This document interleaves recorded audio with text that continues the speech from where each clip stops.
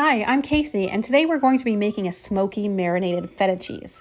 So what we're going to do first is take a clean jar and fill it up with 115 grams of extra virgin olive oil. I placed the jar on the scale, so once I turn it on, it'll tear and it'll bring the weight of the jar down to 0. Now that it's at 0, I can add in the oil and it will weigh accurately. I'm going to use organic extra virgin olive oil. Next, we have 5 cloves of garlic that we'll add to the jar of oil. We have 2 bay leaves as well, 1 teaspoon of chili flakes. I have green and red hot chili flakes from New Mexico. We'll add that in. And we're going to add in half a teaspoon of sea salt. Next, we'll add in 1 teaspoon of paprika. Now we'll add in 3 strands of lemon peel. You'll want to use just the yellow parts of the peel and leave the pith, which is the white part, behind. The pith is bitter, not that nice sour flavor and intensity that the yellow peel has.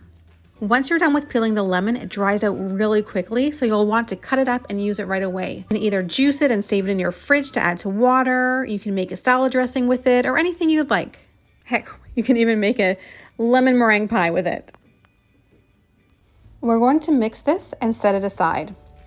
Take out your feta cheese and chop it into bite-sized pieces depending on whatever size you'd like. Once you have all the cubes, you'll add them into the oil marinade. This is the size of cube I'm choosing. After you eat all of your cheese, you'll be left with this really nice marinade, and you can use it as a cooking oil. You can make a dressing out of it, drizzle it on top of hummus, vegetables, or put it on your eggs. This is what the marinade will look like. Let it sit for a few hours before you try it to really let the flavor soak into the feta cheese. Just a note, if you're planning to use the feta cheese, take it out of the fridge about 20 minutes beforehand because your oil will solidify in the fridge and you'll want to bring it back to room temperature again. You may want to put a lid on it and shake it around a bit. In the end, you'll have this beautiful marinated feta cheese and you can start using it within a few hours. I would use it up within 5 days or so if it'll even last that long. Enjoy, and we'll see you next time.